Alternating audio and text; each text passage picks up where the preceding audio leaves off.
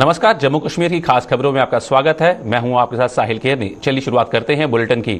Jammu airport स्थित air force station के अंदर देर रात हुए 2 धमाकों पर जम्मू कश्मीर पुलिस के डीजीपी ने कहा है कि ड्रोन के जरिए एयरफोर्स स्टेशन को आतंकियों ने निशाना बनाया।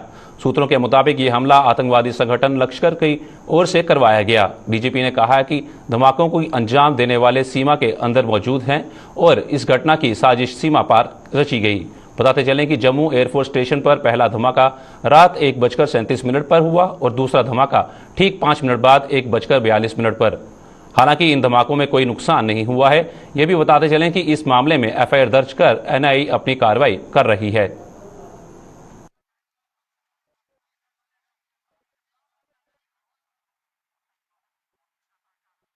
इस तरह से आपने विजुअल में देखा कि जम्मू कश्मीर पुलिस के साथ जो है नेशनल इन्वेस्टिगेशन टीम जो है हाल ही में अभी थोड़ी देर पहले यहाँ पर पहुंची है और ये बड़ी जानकारी जो है हम आप तक पहुंचाने की कोशिश कर रहे हैं। और ये लाइव तस्वीरें हम आपको जम्मू एयरफोर्स स्टेशन से हम आपको बताने की कोशिश कर रहे हैं। और नेशनल इन्वेस्टिगेशन टीम जो है कुछ देर पहले अंदर गई है और जानकारी जुटाएगी कि क्या पूरा मामला रहा है और आपको तस्वीरों में हम दिखाने की कोशिश कर रहे हैं। अभी भी जम्मू कश्मीर पुलिस के साथ नेशनल इन्वेस्टिगेशन टीम जो है वो अंदर गई है और इस वक्त की जो बड़ी खबर हम आपको बताने की कोशिश कर रहे हैं। क्या विस्फोटक तो नहीं थे, हालांकि अब देखने वाला समय होगा कि क्या कुछ जांच में निकलकर सामने नजर आएगा। और ये कुछ देर के पहले की तस्वीरें हम आपको दिखाने की कोशिश कर रहे हैं। जो नेशनल इन्वेस्टिगेशन टीम जो है अभी जम्मू के एयरफोर्स स्टेशन पे जो है पहुंची है। हालांकि क्या ड्रोन का इस्तेमाल हुआ है या नहीं हुआ है, ये तो देखने वाला समय बताएगा कि क्या जांच में निकलकर सामने नजर आता है। जम्मू पुलिस ने आज नरवार इलाके से 2 आतंकियों को गिरफ्तार कर उनके कब्जे से आईडी बरामद की है। गिरफ्तार किए गए दोनों आतंकियों से पूछताछ की जा रही है। जानकारी के अनुसार पुलिस को सूचना मिली थी कि 2 आतंकी शहर में आए हैं। सूचना पर कार्रवाई करते हुए पुलिस की तरफ से कई इलाकों में ऑपरेशन शुरू किया गया था। ऑपरेशन के दौरान नरवाल इलाके में स्थित एक मॉल से एक आतंकी को गिरफ्तार किया गया। उसकी पूछताछ के बाद एक और साथी के बारे में जानकारी मिली। इसके बाद पुलिस ने उसे भी गिरफ्तार कर लिया। दोनों की पूछताछ के बाद एक ठिकाने से आईडी को बरामद किया गया।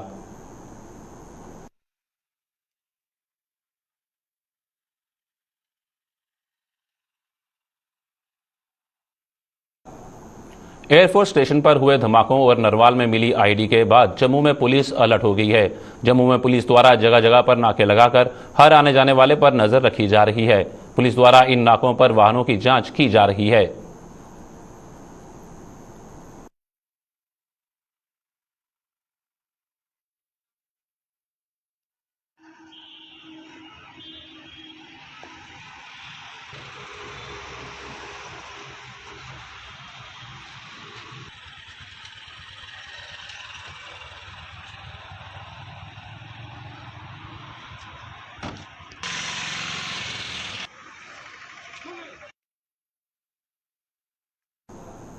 पैंथर्स पार्टी ने जम्मू एयरफोर्स स्टेशन पर हुए धमाकों की कड़े शब्दों में निंदा की है और सरकार से इस मामले की उच्च स्तरीय जांच करने की मांग की है। जम्मू में आयोजित एक प्रेस कॉन्फ्रेंस के दौरान पार्टी के चेयरमैन हर्षदेव सिंह ने कहा कि जम्मू में हालात तो खराब करने के लिए इस तरह की साजिशें रची जा रही हैं जिन्हें जम्मू के लोग कामयाब नहीं होने देंगे। उन्होंने सरकार से इन साजिशों को बेनकाब करने की मांग की है।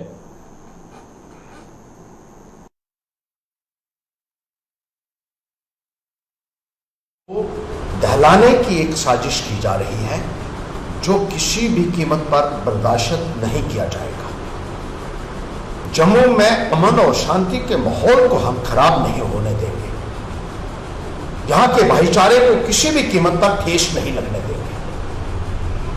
और यही अपील हम जम्मू के आवाम से करना चाहते हैं और सरकार से कहना चाहते हैं कि ये जो वारदातें हो रही हैं इनकी हाई लेवल इंक्वायरी होनी चाहिए।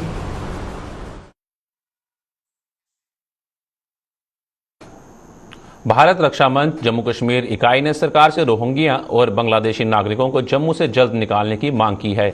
जम्मू में आयोजित मंच के 11वें स्थापना दिवस समारोह में मीडिया को संबोधित करते हुए भारत रक्षा मंच के संयोजक डॉक्टर युवराज पादा ने कहा कि भारत रक्षा मंच जम्मू कश्मीर इकाई के एक ही लक्ष्य है और वो है रोहिंग्या और बांग्लादेशी नागरिकों को जम्मू से बाहर निकालना। समारोह में डिप्टी मेयर पूर्णिमा शर्मा भी मुख्य रूप से मौजूद थी।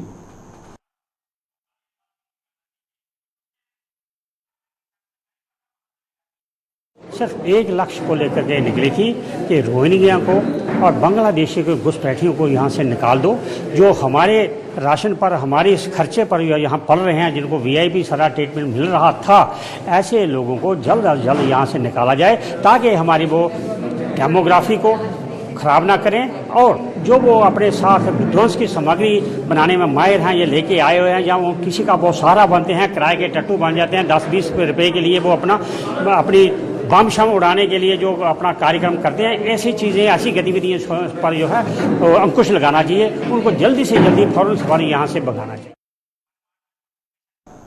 भाजपा ट्रांसपोर्टर सेल ने सरकार से ट्रांसपोर्टरों का टोकन टैक्स और पैसेंजर टैक्स माफ करने की मांग की है। जम्मू में आयोजित एक प्रेस कॉन्फ्रेंस को संबोधित करते हुए भाजपा ट्रांसपोर्टर सेल के संयोजक आशुतोष गुप्ता ने कहा कि इस समय ट्रांसपोर्टर बुरे दौर से गुजर रहा है।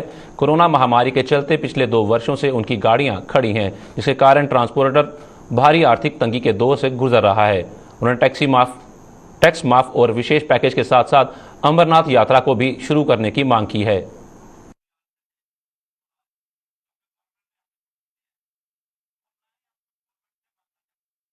निर्भर रहते हैं हमारी ट्रांसपोर्ट इंडस्ट्रीज और हमारी होटल इंडस्ट्रीज और ट्रैवल्स इंडस्ट्री, ये सारी इस पे अमरनाथ यात्रा जी पे डिपेंड रहती है।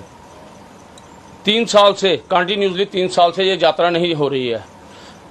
अब जब यात्रा का पीरियड आया, जैसे कि अगर वैष्णो देवी में थोड़ी यात्रा चल रही है, तो इसमें भी अगर हम लिमिटेड, अगर हम आपके माध्यम से गवर्नर जी से, एलजी साहब हमारे जो मनोज सिन्हा जी हैं, उनसे ये कहना चाहते हैं कि अगर वहाँ अगर थोड़ी सी यात्रा चल रही है, इधर भी थोड़ी थोड़ी चले, ऐसे कि जैसे कि लोग अपना गुजर, और सेंट्रल गवर्नमेंट से अगर आपके माध्यम से सुन रहे हैं, एलजी साहब से यही हमारा हाथ जोड़ के विनम्र एक निवेदन है कि अपने जितने भी हमारे ट्रांसपोर्टर भाई हैं उनके बारे में सोचें, उनकी इंश्योरेंस माफ हो, टोकन टैक्स माफ हो, पैसेंजर टैक्स माफ हो। गाड़ी चली नहीं, पैसेंजर टैक्स कहाँ से देंगे? गाड़ी चली नहीं, इंश्योरेंस कहाँ से आएगी? इंश्योरेंस 70-80 हज़ार रुपये गाड़ियों की, बसों की इंश्योरेंस है, और 2 साल से गाड़ियां नहीं चली हैं, और 2 साल से 80-80 हज़ार रुपये, 1,60,000 रुपये तो दे चुके हैं बेचारे। मुगल रोड पर बिना किसी परमिशन के यात्रा करने की मांग को लेकर राजौरी में लोगों ने प्रदर्शन किया। लोगों का आरोप था कि देश के किसी भी राज्य में किसी सड़क पर सफर करने के लिए अनुमति नहीं लेनी पड़ती, लेकिन मुगल रोड पर सफर करने के लिए लोगों को पहले प्रशासन से सफर करने की अनुमति लेनी पड़ती है। उन्होंने सरकार से बिना किसी रोक टोक के मुगल रोड पर सफर करने की मांग की।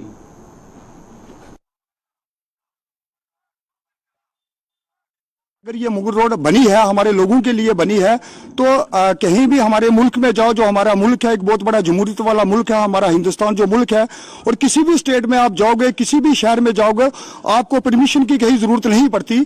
इस बात की हमें समझ नहीं आज तक आई कि मुगल रोड में अगर हमारा कोई आदमी जाता है तो उसके लिए परमिशन की क्यों जरूरत।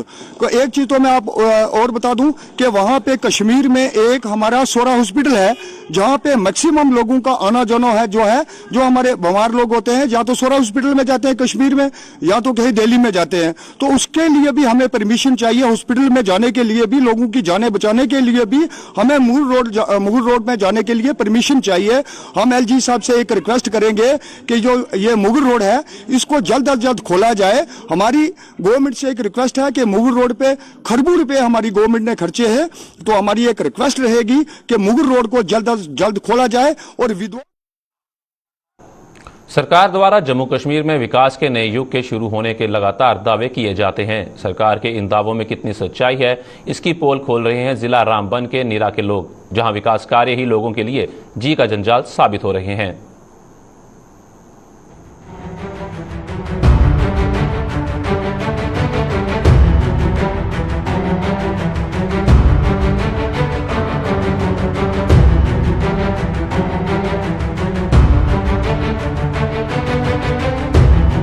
पहाड़ को काटने वाले ये लोग हैं जिला रामबन के नीर इलाके के।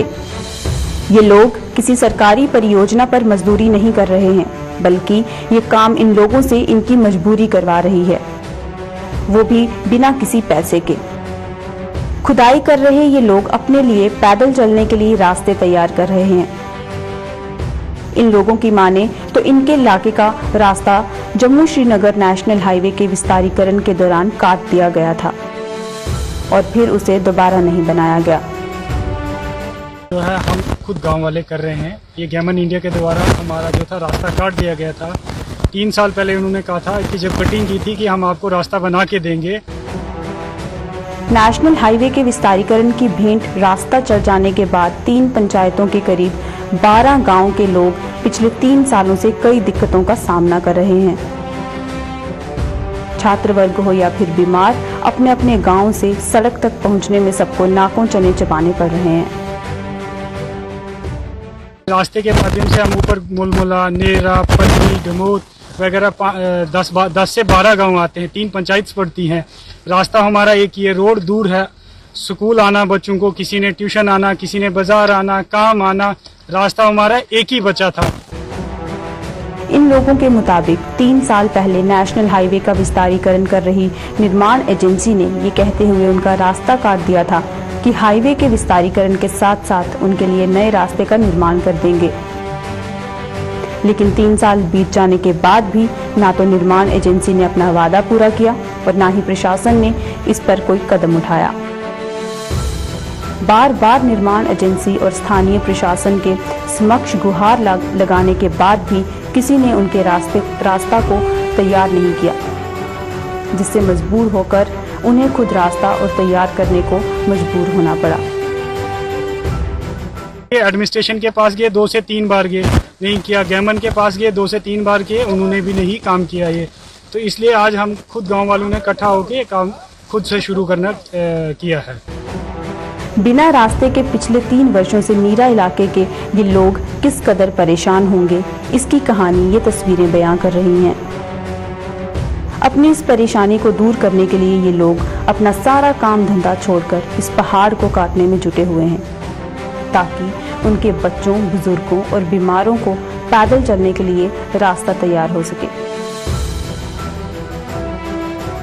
रामबन से नदीम इकबाल कटोच के साथ अश्विनी चंदेल की रिपोर्ट।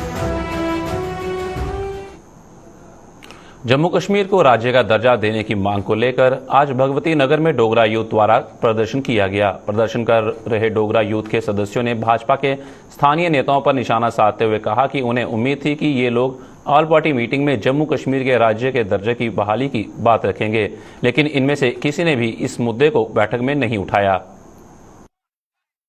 आज जम्मू के अंदर डोगरा यूथ जो प्रोटेस्ट करा कदा एक गल अस आखा करने कि सारा जम्मू कश्मीर का राज्य का दर्जा वो वापस होना चाहिए। इन्हें ऑल पार्टी मीटिंग की, लेकिन ओदे विच भी किसी ने भी जम्मू कश्मीर के राज्य के वापसी की तरफ कोई ध्यान नहीं दिता। सानू प्राइम मिनिस्टर ऑफ इंडिया और होम मिनिस्टर पर विश्वास आ कि मीटिंग होने जाकर दी है ऊपर जम्मू के राज्य के बहाली की कोई गल की जाए, लेकिन ऐसा कोई भी नहीं होया। और जम्मू की नुमाइंदगी जेडे लीडर करा करते है, जो भारतीय जनता पार्टी के लीडर भी शामिल है, लेकिन उत्थे जाइए बोली नहीं पाए। अस एक गल आखने कि सानू जम्मू कश्मीर की राज्य दर्जा वापस होना चाहिए। कश्मीर डिक्लेरेशन और जम्मू डिक्लेरेशन कोई नहीं चलनी, एक गल चलनी है, जम्मू कश्मीर की राज्य का दर्जा।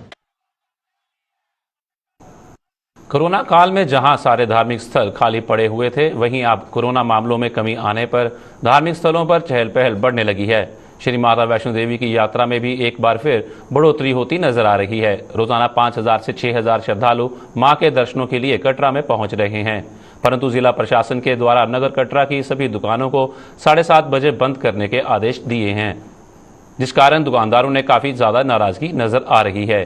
साथ ही साथ माता वैष्णो के दर्शनों के लिए आने वाले श्रद्धालु भी इस कारण मायूस होकर अपने घरों को वापस जा रहे हैं, क्योंकि श्रद्धालुओं का भी यही कहना है कि जब वे दर्शनों के बाद कटरा में दुकानों पर पहुंचते हैं तो तभी दुकानें उन्हें बंद नजर आती हैं, जिसके चलते दुकानदारों को यात्रियों ने समय को बढ़ाने की मांग की है। हालांकि कुछ दुकानों को देर रात खोलने की समय रखा गया है। उन्होंने और क्या कुछ कहा, आइए देखते हैं। 2 साल की दुकानें बंद कर दी हैं, हम तो बंद कर रहे हैं, बट जो हमारे यात्री बाहर से आते हैं, आउट ऑफ स्टेट के आते हैं, शाम को दर्शन करके वापस आते हैं। जब नीचे आते हैं तो उनको सब मार्केट पूरा बाजार बंद देता है, तो उससे हमारा जो कटरा का गलत इंप्रेशन जा रहा है जी, उस यात्रा का बहुत गिरावट हो रही है। कृपा करके मैं एडमिनिस्ट्रेशन से प्रार्थना करता हूँ ये टाइम सीमा बढ़ाई जाए, ताकि यात्री भी खुश रहें और हमारा भी गुजर बसर जो हमारे रोजी रोटी का जैसे अच्छा, तो हम गाइडलाइन का पूरा पालन करेंगे। हम तो वैसे ही यूज हुए हैं, कोरोना महामारी से जुड़ी हुई है, बट मैं चाहता हूँ कि एडमिनिस्ट्रेशन प्रार्थना करता हूँ दोनों हाथ जोड़ के इस टाइम को थोड़ा बढ़ाया जाए, तो यात्री भी खुश रहेंगे, हमारा भी काम। शाम को यात्री दर्शन करके भवन से नीचे वापस आता है बाणगंगा में, जब ये अपने बस स्टैंड में, मेन बस स्टैंड में जब पहुंचता है तो 80% दुकानें उनको बंद मिलती हैं, जिसमें एक ड्राई फ्रूट है, आर्टिफिशियल ज्वेलरी है, शाल एम्पोरियम है, केवल खाने के ढाबे और होटल खुले होते हैं। हमारी एडमिनिस्ट्रेशन से केवल हाथ जोड़ के, ये मेरे हाथ है, हाथ जोड़ के यही विनती कर रहा हूँ कि हमारे भी छोटे छोटे बच्चे हैं, हमने भी घर गृहस्थी अपनी चलानी है। इधर तो आगे ही कोविड की सेकंड वेव से पूरा यहाँ का कस्बे का व्यापार ठप है। मेरी एडमिनिस्ट्रेशन से दोबारा हाथ जोड़ के यही विनती है कि हम लोगों को थोड़ा सा समय दिया जाए, उस समय सीमा को थोड़ा बढ़ाया जाए। हम कोविड का पूरा पालन कर रहे हैं, नियमों के साथ पालन कर रहे हैं। मेरा नाम संजीव सचदेवा है, मैं रुड़की से आया हूँ। और जैसे कि हम लोग दर्शन करने के बाद वापसी जाएंगे तो हम लोग ना तो खाने की सुविधा मिल रही है यहाँ, ना चाय पानी की मिल रही है, ना प्रसाद ले जाने की मिल रही है। तो सरकार को ये देखना चाहिए कि थोड़ा सा 2-4 दुकानों को छूट दे देनी चाहिए ताकि वो कुछ सामान ले सके जाने के लिए प्रसाद बतौर। मैं रुड़की से आया हूँ, जिला हरिद्वार। ठीक है सर, मैं यात्री अब रात को वापसी जाएगा, कोई भी जाएगा रात को, जैसे प्रसाद है, जैसे कोई भी दिक्कत है, इसके तो प्रॉब्लम है, ये तो आप भी जानते हैं। अब जैसे मतलब हमारी ट्रेन रात की वापसी है तो हम प्रसाद कहाँ से ले पाएंगे? परेशानी तो बहुत यात्री होते हैं। यहाँ व्यापारी के लिए दुकान तो खोल देनी चाहिए। क्या कहने जाएंगे लोकल एडमिनिस्ट्रेशन जो कटरा की, उनको क्या कहने जाएंगे आप, क्या मैसेज देंगे? कहते हैं कि दुकानें कुछ खोल लेनी चाहिए, इस टेंशन से थोड़ी सी सुख सुविधा तो देखनी चाहिए बाहर से आने। मछली पालन के माध्यम से अपना रोजगार पैदा करने के लिए सरकार द्वारा कई योजनाएं शुरू की हैं। अगर जम्मू कश्मीर केंद्र शासित प्रदेश की बात करें तो यहां पर भी मछली पालन विभाग लगातार लोगों को इन योजनाओं से रूबरू करवा रहा है और लोग इन योजनाओं का लाभ उठा रहे हैं। विभाग के प्रयासों के बाद कई किसान और अन्य बेरोजगार लोग मछली पालन के व्यवसाय से जुड़े हैं और भारी मुनाफा कमा रहे हैं। स्कीम ताल्लुक है, जो इस वक्त जो स्कीम चल रही है वो लास्ट ईयर जो लॉन्च हुई थी through honourable chief prime minister of India, PMMSY, प्रधानमंत्री मत्स्य संपदा योजना। ये 5 साल का एक फ्लैगशिप प्रोग्राम है और इसमें डिफरेंट स्कीम्स, जो खासकर कृषि सेक्टर का हम बात करें तो डिफरेंट स्कीम्स हैं। इसमें छोटी लेवल की स्कीम्स भी हैं और बड़े लेवल की स्कीम्स भी हैं, जैसे छोटे फार्मर के लिए या बड़े फार्मर के लिए। इसमें ट्राउट जैसे यूनिट बनाना होगा या कार्प यूनिट बनाना होगा प्राइवेट सेक्टर में तो उसके एक यूनिट कास्ट है। जैसे ट्राउट में हमें 5.5 लाख का यूनिट कास्ट है, इसी तरह कार्प में हमें 12,40,000 का यूनिट कास्ट है पर हेक्टेयर जो प्लांट बनेगा। तो उसमें 40% और 60% के हिसाब के साथ उनकी फंडिंग मिलेगी। जैसे 40% उनको मिलेगा गवर्नमेंट शेयर और 60% मिलेगा उनको बेनिफिशियल रहेगा। इसमें और एक ऑप्शन है कि जो अगर कोई वुमेन कैंडिडेट होगी या शेड्यूल कास्ट में ताल्लुक रखने वाला कोई बंदा होगा तो उसको 60-40 के हिसाब से मिलेगा। इसी तरह इसमें बड़ी स्कीम्स भी आई, जैसे राइस टेक्नोलॉजी आई, सर्कुलेटेड एक्वाकल्चर सिस्टम, उसमें 50 लाख का यूनिट कास्ट है। इसी तरह हमें मतलब जो दूसरी है बायोफ्लाक है, उसमें 7.5 लाख का यूनिट कास्ट है। देखो ये मैं काम संभालना है, इस काम से सर फायदा बड़ा है, कम घाटा फायदा ज्यादा। ते साल का समझो 1 लाख रुपए तक करीना मुनाफा ते और सारा जो मैहकमा है फिशरी का, ये साढ़े कन्नै कंधे मिला कर साढ़े कन्नै चला दा है। सानू कोई भी प्रॉब्लम आ सानू सनाई ओड़दे कि ये प्रॉब्लम दी आई है, तो ये दवाई पाओ कि तुंदा मच्छी है त्यार शैल हो जा। फिश ये फार्म जो मेरे को 83,500 रुपया मिला था फार्म बनाने के लिए गवर्नमेंट की तरफ से, और वापस कुछ नहीं देना था। और उन्होंने मेरे कहना 5 बोरी बुगदू दी और 5 बोरी ये फक दी और 2500 पीस डाल कर दिया था। और इसको मैंने 1 साल उनकी सेवा, मछली की सेवा की, अच्छी तरह उनको देख रेख की, और मुझे 1 साल के अंदर जो है 80 से 90 हज़ार रुपये की प्रॉफिट हुई है। उसके बाद मैं दूसरी बार फिर मैंने इसमें बीज डाला और अभी इस 1 साल के बाद मैंने 1,14,000 रुपये की कमाई पर है। मैं ये ऐसे जो बेरोजगार हैं लोग, लड़के जो हैं, जो काम नहीं मतलब कुछ नहीं मिल रहा, वो ऐसा काम करें तो बहुत अच्छा। थन्ना मंडी के गांव पोठा में 3 बहनों और बस्तर पर पड़े बुजुर्ग के इकलौते सहारे को कुछ लोगों ने छीन लिया। परिवार के एकमात्र कमाने वाले की हत्या हो जाने के बाद परिवार मुश्किल दौर से गुजर रहा है। हालांकि जब इस परिवार के एकमात्र कमाने वाले की हत्या हुई थी तब प्रशासन ने इस परिवार की मदद करने का वादा किया था, लेकिन आज ना तो प्रशासन और ना ही कोई गैर सरकारी संगठन इस परिवार की मदद के लिए आगे आ रहा है। प्रशासन की बेरुखी के चलते किन हालात से ये परिवार गुजर रहा है, पेश है इसी पे एक रिपोर्ट। 20 तारीख को बेरहमी से कत्ल होने वाले एजाज डार के वालिद साहब हमारे साथ हैं। पहले हम आपको ये दिखाते हैं कि ये चल नहीं पाते हैं क्योंकि पिछले 7 साल से पैरालाइज हैं, इस वजह से चल नहीं पाते। उनके चलने का इकलौता सहारा जो गुल हो चुका है, उसके बाद इनकी क्या हालत है और आगे किस तरह इस घर के हालत, इनसे भी बात करेंगे। बाबा जी, जिस तरह पुलिस की तरफों 5 मुलजमा की पोड़ लिया गया है, तुस अगे क्या चाहने हो? हाँ से ये चाहने जनाबली के साढ़े नाल इंसाफ बरत जी जी सामने तक साढ़े नाल इंसाफ मतलब बरत जी इंसाफ हो गया, 5 लोग पोड़ ले गए, इस तो बाद अगे तुस क्या चाहने हो? हाँ साईं जनाब ना रुपये नहीं मतलब कोई चाहे से मेरी जनाब 3 बेटियां पढ़ी नहीं तो जनाब एजाज डार भी पढ़ा वो उन्होंने नहीं रखा तो बोल दीजिए आप क्या करो। अब मैं ये चाहता हूँ कि जनाब हमें हक मिलना चाहिए जी। बाबा बच्चे भी बेटियां भी पढ़ी हैं, इंतजामिया भी आई थी यहाँ आपके घर, कुछ लोग अफसर भी आए थे, क्या वादा किया उन लोगों ने आपके साथ? उन्होंने ये बोला कि हम जो लड़कियां पढ़ी हुई इनके जनाब इनसे मतलब हम इनको लगवा देंगे। बाकी एसपी साहब की मतलब डी साहब ने ये दिया है 25,000 एजाज की कीमत। कितनी? 25,000। उस वक्त मुझे बहुत जज्बात हुआ मगर मैं बोल नहीं सका, कुछ बात बता नहीं सका। 25,000 का चेक दिया है, ये 25,000 ले जाओ बाबा, खर्चा शर्चा बाद में आपके बारे में कुछ सोचेंगे। बस वो बात इस वक्त तक है। बाबा जिस तरह पैरालाइज तुसा की होया 3 भैन उसने जवान है, मां बीमार रहती है, कार दी ऐसी हालत, अगे किस तरह कार चलेगा? क्या करूं जनाब, फिर किस तरह चलाऊं? मेरी ये हुकूमत से मतलब दरख्वास्त है कि हमारे बारे में कुछ सोचे। मैं यही बता सकता हूँ, किसी से झगड़ा थोड़ा कर सकता हूँ।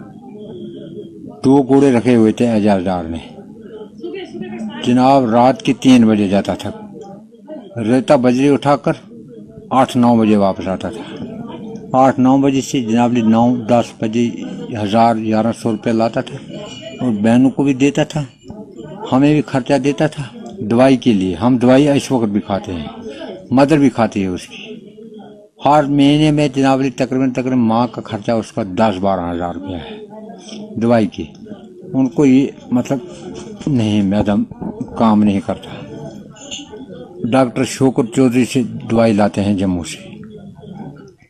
ये बात है ये वो बाप है जिसका इकलौता बेटा गुल हो गया। और सबसे बड़ी बात आपने इनकी जुबानी सुनी होगी कि दिन रात मेहनत करने वाला बेटा था, दिन को मजदूरी करनी और रात को घोड़ों के साथ काम कर कर इस घर को चला रहा था, क्योंकि इसकी माँ भी बीमार है और बाप भी बीमार है। उसके साथ साथ 3 बहनों का बोझ था उसके कांधे पर।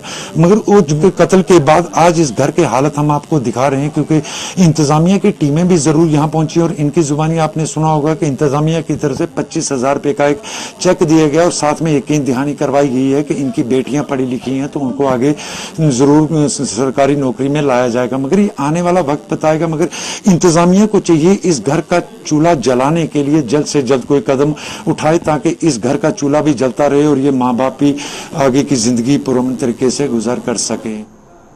गैर सरकारी संस्था दिशा और सेवा फाउंडेशन ने जम्मू के प्राचीन तालाब की साफ सफाई का अभियान शुरू किया है। इसी अभियान के तहत दोनों संस्थाओं के सदस्यों ने जम्मू के छन्नीरामा में स्थित प्राचीन तालाब की साफ सफाई का अभियान चलाया। इस अवसर पर जम्मू के मेयर चंद्र मोहन गुप्ता और स्थानीय पार्षद कमल सिंह भी मुख्य रूप से मौजूद थे। इस मौके पर मेयर ने दोनों संस्थाओं के कार्य की जमकर सराहना की।